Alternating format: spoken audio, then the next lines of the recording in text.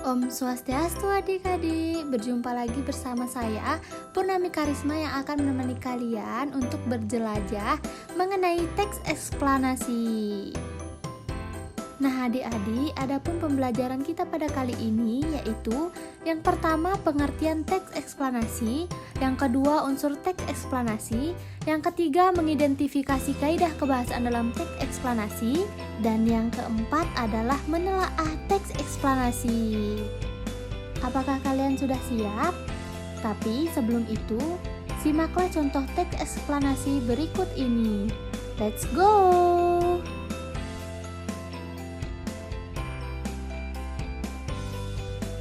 Nah, berdasarkan contoh teks eksplanasi tersebut, menurut kalian apa itu teks eksplanasi? Ya, benar sekali. Nah, adik-adik, secara umum teks eksplanasi adalah jenis teks yang berisi tentang proses, mengapa dan bagaimana suatu peristiwa alam, ilmu pengetahuan, sosial, budaya, dan juga lainnya bisa terjadi. Nah, sebelum melanjutkan ke materi berikutnya, simaklah contoh kedua dari teks eksplanasi. Nah, berdasarkan contoh teks eksplanasi yang kedua, menurut pemahaman kalian, apa saja struktur teks eksplanasi? Yeay, benar! Nah, adik-adik, struktur teks eksplanasi ada 3. Yang pertama, pernyataan umum. Yang kedua, urutan sebab akibat. Yang ketiga, interpretasi. Nah, untuk materi berikutnya, simaklah contoh video berikut ini. Gerhana matahari. Gerhana matahari terjadi karena posisi bulan terletak di antara bumi dan matahari, sehingga menutupi sebagian atau seluruh cahaya matahari. Walaupun bulan lebih kecil dari matahari, bayangan bulan mampu melindungi cahaya matahari sepenuhnya. Karena bulan yang berjarak rata-rata 384.400 km dari bumi lebih dekat dibandingkan matahari yang mempunyai jarak rata-rata 149.680.000 km. Pada 9 Maret 2016, sebuah gerhana matahari total bisa dilihat oleh kita dari Pulau Sumatera, Kalimantan, Sulawesi, hingga Halmahera. Banyak orang dari seluruh dunia sangat antusias dengan hal ini. Namun nyatanya cukup banyak dari kita yang belum tahu tentang hal ini. Tapi bagaimana fenomena ini sebenarnya terjadi dan mengapa sangat spesial? Pendeknya, ini sangat spesial karena gerhana total terakhir terjadi di Indonesia pada tahun 1983. Yang artinya itu sudah sangat lama sekali.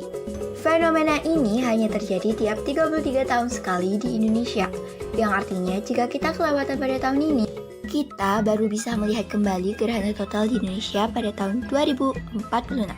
Ya, 2046. Lalu, bagaimana gerhana total bisa terjadi? Intinya, gerhana matahari total terjadi ketika bulan, objek yang dipikir terlihat seperti makanan yang dijual oleh abang-abang yang lewat, sedang berada di antara matahari dan bumi kita. Bulan yang berada di posisi ini menutupi cahaya matahari yang menuju ke bumi, sehingga kemudian menghasilkan bayangan yang disebut dengan gerhana matahari. Bayangan bulan yang sampai ke bumi memiliki 2 bagian. Penumbra merupakan bayangan bulan yang tidak dapat menutupi cahaya matahari sepenuhnya, sehingga menghasilkan fenomena gerhana matahari sebagian jika dilihat dari bumi. Dan kemudian ada juga bagian bernama umbra, bagian bayangan bulan yang sepenuhnya menutupi cahaya matahari. Umbra inilah yang menghasilkan gerhana matahari total yang sangat-sangat indah yang eksklusif terjadi di negara Indonesia pada tahun 2016. Nah, berdasarkan video yang sudah kalian simak, menurut pemahaman kalian, apa saja sih kaidah kebahasaan teks eksplanasi? Ya, tepat sekali.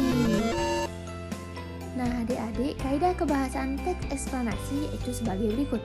Yang pertama, fokus pada hal umum, generik, bukan berfokus partisipan manusia. Yang kedua, dimungkinkan untuk menggunakan istilah ilmiah.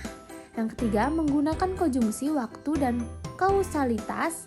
Yang keempat, menggunakan kalimat pasif. Yang kelima, aspek kebahasaan teks eksplanasi meliputi penggunaan istilah kata sambung yang menyatakan urutan, kata sambung yang menyatakan sebab akibat dan kata benda. Dan yang terakhir, yaitu eksplanasi ditulis untuk membuat justifikasi bahwa sesuatu yang diterangkan dengan secara kausal itu benar adanya. Nah adik-adik, berdasarkan pemaparan yang sudah kakak jelaskan tadi, kakak akan memberikan tugas nih adik-adik untuk mengetes sejauh mana kemampuan adik-adik memahami teks eksplanasi.